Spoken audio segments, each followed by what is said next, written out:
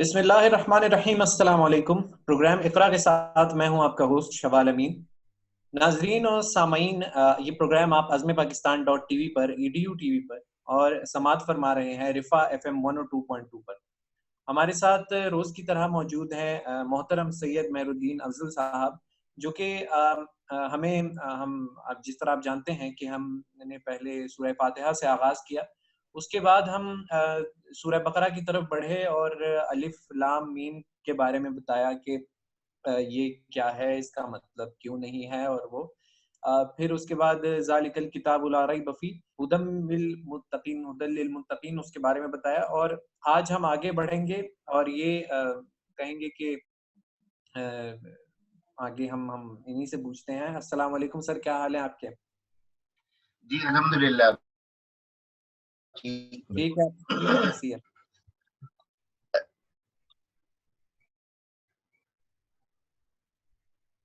अच्छा, गुज़िश्ता नशिस्त में हम पहुंचे थे ला रैब फीह तक कि ये किताब, ये अल्लाह की किताब है, इसमें कोई शक नहीं। तो आज हम इससे आगे गुफ्तगू करेंगे हुदल लिल मुत्तकीन। ये दो अल्फाज का मजमुआ है, एक है हुदा, हुदन, और फिर आगे है लिल मुत्तकीन। तो ये किताब हिदायत है, ये मुत्तकीन। एब्सोल्यूट हकीकत है कि ये किताब हिदायत है, रहनुमाई है, गाइडेंस है इसमें। और हमें ये याद रखना चाहिए कि हमने बतौर एक सलीमुल फितरत इंसान के हिदायत ही तलब की थी। इहदिनस सिरातल मुस्तकीम जब हमने कहा था तो हमने हिदायत तलब की। तो उस दुआ के जवाब में ये हिदायत मिल गई हमको। लेकिन आगे जो आ रहा है लफ्ज, वो है लिल मुत्तकीन, कि ये है किन लोगों के लिए। ये सब के लिए हिदायत नहीं है, ये है जो मुत्तकीन तकवा के करें। लिए हिदायत। अब मुत्तकीन कौन है, ये इंतहाई अहम सवाल है, और जब तक इसको वाज़ेह तौर पर समझ न लिया जाए उस वक्त तक आगे नहीं बढ़ना चाहिए। आम तौर पर हमारे माशरे में मुत्तकी उस फर्द को कहते हैं जिसने एक मखसूस हुलिया बनाया हुआ हो, उसका ड्रेस कोड एक खास ड्रेस कोड होता है, उसका हेयर स्टाइल भी एक खास होता है, उसका उठने बैठने चलने फिरने का अंदाज भी एक मखसूस होता है। एक कमजोरी सी उसमें झलक रही होती है और देखते ही ऐसा महसूस हो जाता है कि ये आम जिंदगी से गैर मुताल्लिक शख्स है, ये कोई खास परफॉर्मर नहीं है, दुनिया के मामलात से कटा हुआ है। ये एक उमूमी तासुर है, और ये घर में होता होगा और मस्जिद में होता होगा, आम जिंदगी से इसका ताल्लुक नहीं। ऐसे शख्स को बड़ी इज्जत की निगाह से देखा जाता है और बहुत एहतराम से उसके लिए रास्ता छोड़ दिया जाता है, बहुत एहतराम से उसके लिए जगह बना दी जाती है, बस इसके अलावा कुछ और नहीं। तो क्या मुत्तकीन ऐसे ही लोग हैं, और इस दुनिया को किस तरह के मुत्तकीन की जरूरत है? ये बहुत बुनियादी बात है। अगर हम लफ्ज तकवा को देखें जिससे मुत्तकीन बना है, तो उसका मतलब है बचना। इसको बहुत सादा अल्फाज में हम परहेजगारी भी कह सकते हैं, परहेज करना। अच्छा, जब हम किसी डॉक्टर के पास जाते हैं और वो हमें कोई दवा देता है, तो हमें साथ साथ दवा के परहेज भी बताता है कुछ चीजों से, और ये भी बता देता है कि इस चीज से अगर आपने परहेज न किया तो ये दवाएं गैर मुअस्सर हो जाएगी। تو ایک تو پرہیزگاری یہ ہے کہ آدمی اگر کسی سے علاج کرا رہا ہو، کوئی ہدایت حاصل کر رہا ہو، تو وہ اس کو جو پرہیز بتاتا ہے ان پرہیزوں کو بھی وہ ضرور اختیار کرے. اگر انہیں اختیار نہیں کرے گا تو وہ مناسب فائدہ اس سے نہیں حاصل کر سکے. اگر ہم محض لفظی معنوں میں لفظ تقوی کو دیکھیں کہ بچنا، پرہیز کرنا، رک جانا، تو یہ آتا ہے ضابطوں کی پابندی کے حوالے سے. کیونکہ زندگی میں ضابطے ہوتے ہی اس لیے ہیں کہ ان کی پابندی کی جائے، اور جو ضابطے بنائے جاتے ہیں وہ زیادہ تر نہ کرنے سے متعلق ہوتے ہیں. یعنی یہ کام نہیں کرنا ہے، ایسا عمل نہیں اختیار کرنا ہے. ریڈ سگنل ہو جائے تو گاڑی آگے نہیں بڑھانی ہے. اگر کہیں پیدل چلنے والوں کے لیے نشان پڑے ہوئے ہیں تو وہاں پہ گاڑی نہیں کھڑی کرنی ہے، وہاں پہ راستہ پیدل چلنے والوں کو دینا ہے. اسی طرح سے آپ زندگی کی تمام اصول اور ضابطوں کو لے آئیے. تو اگر ہم اس کو ایک عام لفظ سمجھیں تو ہم یہ سمجھیں گے کہ ہدایت ان لوگوں کے لیے ہے جو پرہیز کرتے ہیں، جو ضابطے کے پابند ہیں، جو قانون کے پابند ہیں. اب آپ دیکھیے کہ جب ہم ضابطے اور قانون کی پابندی کی بات کرتے ہیں تو ہمیں یہ بہت سننے کو ملتا ہے کہ آج قرآن مجید کے بہت سے قوانین اور بہت سے ضابطے اہل مغرب نے اختیار کر لیے ہیں، اسی وجہ سے وہ ترقی کر رہے ہیں. تو کیا ہم اہل مغرب کو متقی کہیں گے؟ اس کا جواب نفی میں ہے. اور بعض لوگ اس بات پر بھی اعتراض کریں گے کہ کیوں اس کا جواب نفی میں ہے، اگر وہ ضابطے اور قانون کی پاسداری کرتے ہیں اور ان کے ہاں سب کے لیے برابر قانون ہے اور اس برابر قانون کی وجہ سے وہ دن بدن ترقی کر رہے ہیں، تو ہم انہیں متقی کیوں نہ کہیں؟ تو اسلام اس کا جواب یہ دیتا ہے کہ متقین کی جو اولین شرط ہے وہ ایمان ہے.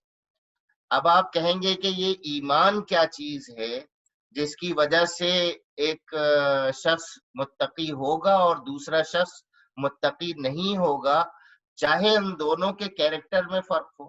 تو اس کا جواب یہ ہے کہ جو غیر مومن متقی ہوگا، جس کا اللہ پر ایمان نہیں ہوگا، وہ تقوی اختیار کرے گا، وہ قانون اور ضابطے کی پابندی کرے گا صرف فائدے کے لیے، صرف دنیاوی فائدے کے لیے.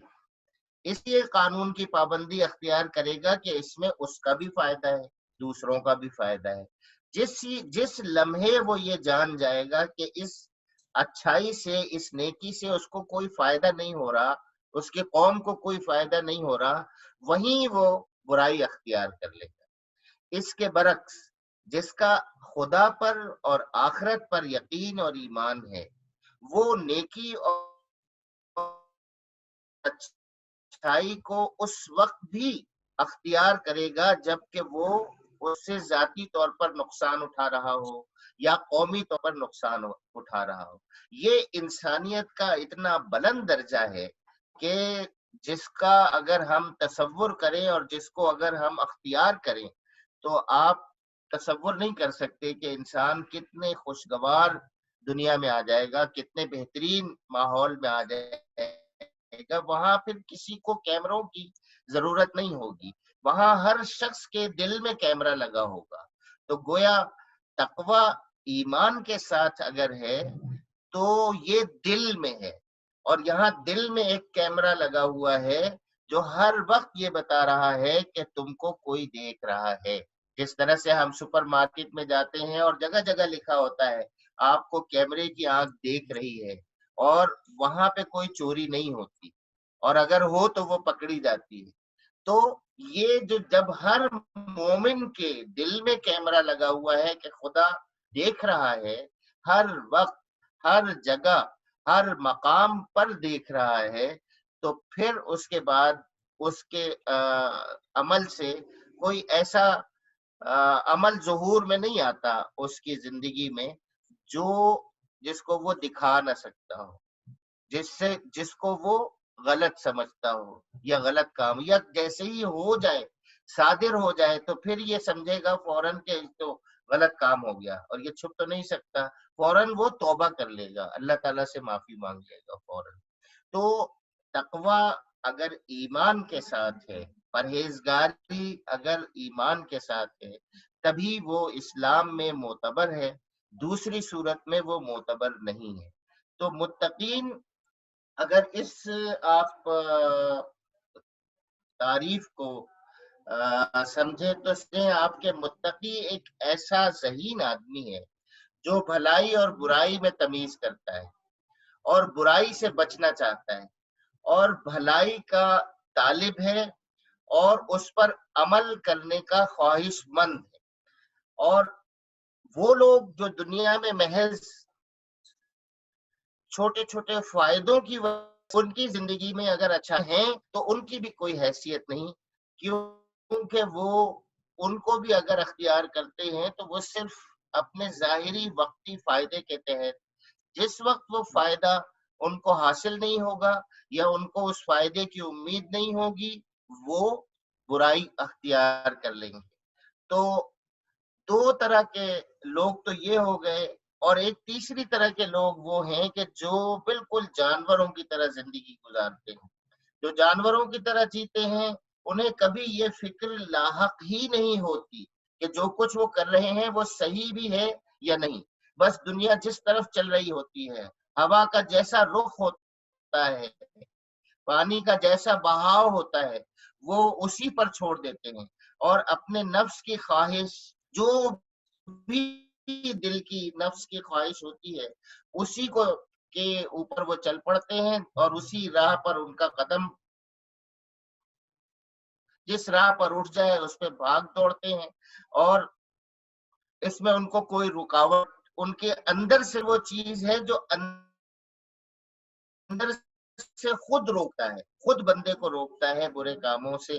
تو جو بندہ خود اپنے آپ کو کنٹرول نہ کر سکتا ہو، قرآن مجید میں اس کے لیے کوئی ہدایت نہیں۔ اب ایمان کے ساتھ یہ تقوی ہے تو پھر ہر وقت بندہ یہ دیکھے گا، اب بھلائی اور برائی سے بڑھ کر اللہ کی رضا اور ناراضی ہو جائے گی۔ اب بھلائی اور برائی سے بڑھ کر اللہ کی رضا اور اللہ کی ناراضی۔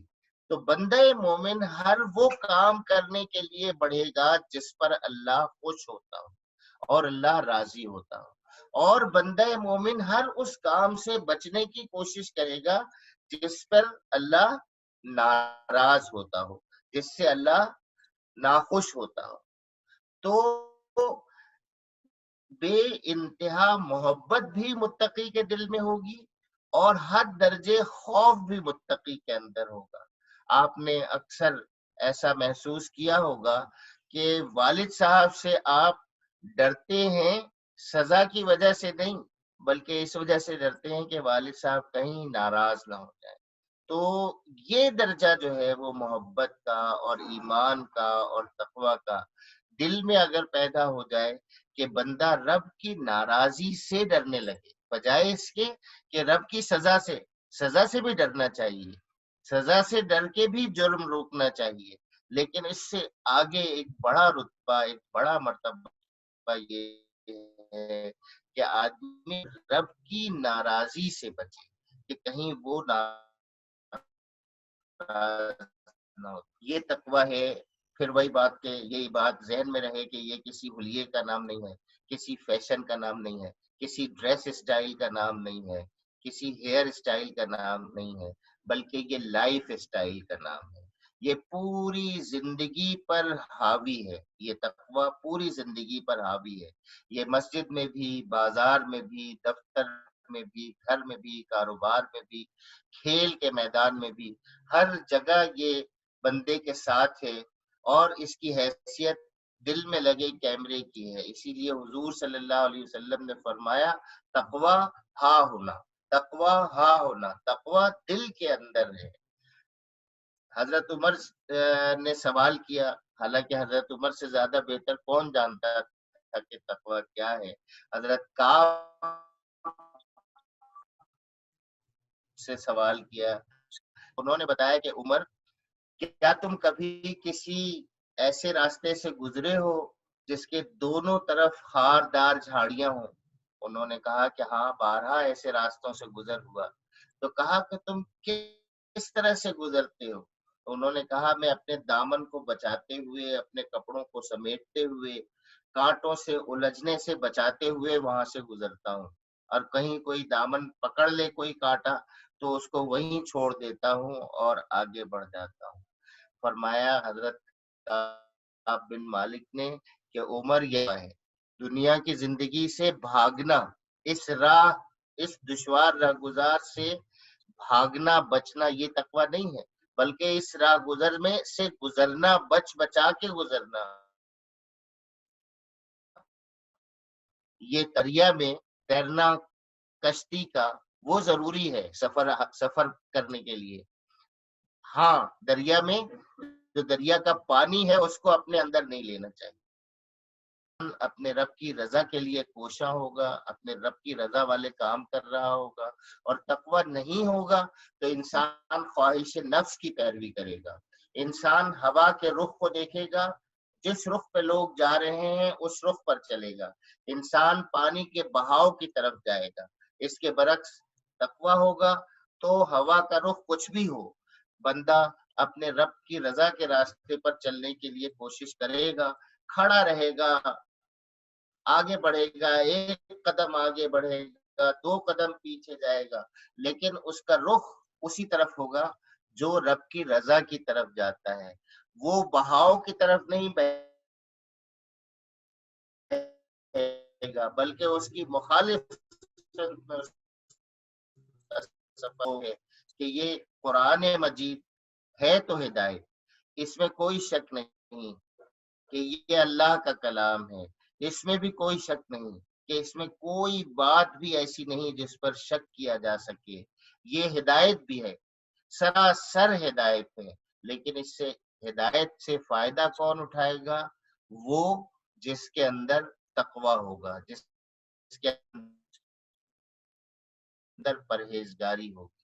آگے جب ہم کل کی نشست میں پڑھیں گے تو اس میں ہمیں معلوم ہو گیا ہے، آگے جو بتایا گیا ہے انشاءاللہ کل کی نشست میں ہم اس پہ بات کریں گے. آگے بھی کوئی بڑے سوال اگر آپ ہے کہ جی جی یہ کہا ہے کہ مطلب جو ایمان لاتے ہیں، جو تقوی پر ہیں، آپ نے اس بات کو اچھی طرح وہ کیا. اب یہ ہے کہ سورہ فاتحہ کے بعد یہ ہے تو یہ تھوڑی سورہ بقرہ تھوڑی طویل ہے، تو اگر آپ کی اجازت ہو تو تھوڑا سا اگر آپ اگلی آیت کو تھوڑا سا اور ایکسپلین کر دیں تو زیادہ اچھا ہوگا، وہی 3-4 منٹ کے اندر، پھر ہم اس کو کل تفصیل سے کریں. ٹھیک ہے. آگے ارشاد ہوا الذین یؤمنون بالغیب ویقیمون الصلاۃ ومما رزقناہم ینفقون. اب پرہیزگاروں کی صفات بتائی گئی ہیں. ان میں سب سے پہلی صفت یہ ہے کہ جو غیب پر ایمان لاتے ہیں. یعنی پہلی شرط تھی تقوی، اور دوسری شرط یہ ہے کہ وہ غیب پر ایمان لاتے ہیں.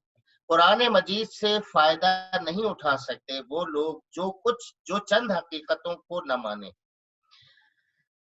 غیب سے مراد وہ حقیقتیں ہیں جو انسان کے حواس سے چھپی ہوئی ہیں، یعنی جو ہم حواس خمسہ کہتے ہیں ان سے چھپی ہوئی، اور کبھی براہ راست عام انسانوں کے تجربے میں اور مشاہدے میں نہیں آتی. مثلا خدا کی ذات اور صفات، فرشتے، وحی، جنت اور دوزخ. ان حقیقتوں کو بغیر دیکھے ماننا اور اس پر اعتماد کرنا کہ حضرت محمد مصطفیٰ صلی اللہ علیہ وسلم نے جو ان چیزوں کی خبر دی ہے بس وہی درست ہے، یہ ایمان بالغیب. تو دوسری جو شرط ہے وہ غیب پر ایمان ہے، الذین یؤمنون بالغیب.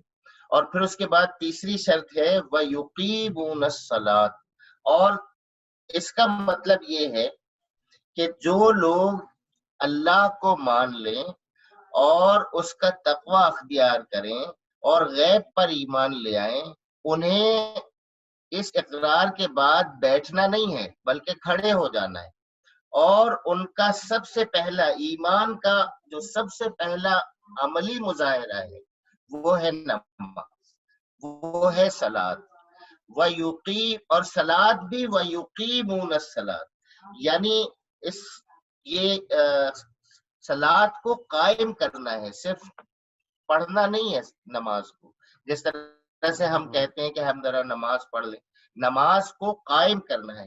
نماز قائم کرنے میں اوقات کی پابندی بھی آتی ہے، نماز قائم کرنے میں مساجد کا اہتمام بھی آتا ہے، پھر خود صلاۃ جو ہے وہ ایک وسیع مفہوم رکھتا ہے اپنے اندر، نظام ربوبیت اور نظام رحمت کا بھی، کیونکہ نماز ہی وہ چیز ہے جس کی وجہ سے لوگ مسجد میں جاتے ہیں، پھر مسجد میں ایک بھائی چارے، ایک اخوت کا ماحول ہوتا ہے، اور مسجد میں کوئی مراتب نہیں ہوتے، جس وقت جو پہلے جاتا ہے وہ پہلے صف میں تب پاتا ہے، اور ایک ہی صف میں کھڑے ہوتے ہیں سب لوگ، تو یہاں پہ امیر غریب کی کوئی تفریق نہیں ہوتی، یہ ایک نظام جو معاشرتی نظام ہے اس کی عکاسی کر رہا ہوتا ہے۔ پھر یہاں پہ اخوت کا معاملہ، وہ پریشان ہو جاتے ہیں دوسرے لوگ کہ کیا ہو گیا، بیمار تو نہیں ہے، یہ کوئی ضرورت تو نہیں پڑ گئی ہے، تو اس طرح سے یہ جو اقامت صلاۃ ہے وہ بنیادی شرط ہے، لیکن عمل کے اعتبار سے سب سے پہلی شرط ہے۔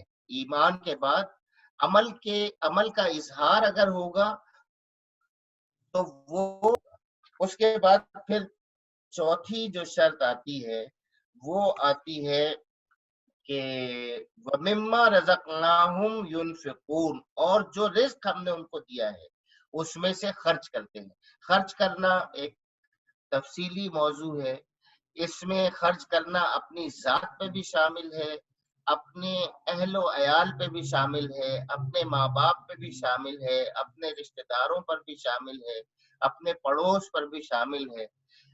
اس میں اگر آپ سمجھیں صرف ایک نقطہ تو وہ یہ کہ جو کچھ مال اللہ تعالیٰ نے دیا ہے وہ اس غرض کے لیے نہیں دیا کہ اس کو تم اپنے پاس سینت سینت کے رکھو اور صرف اپنی ذات کے لیے استعمال کرو، نہیں، یہ مال خرچ کرنے کے لیے دیا ہے۔ سب سے پہلی بات، یہ مال خرچ کرنے کے لیے دیا ہے۔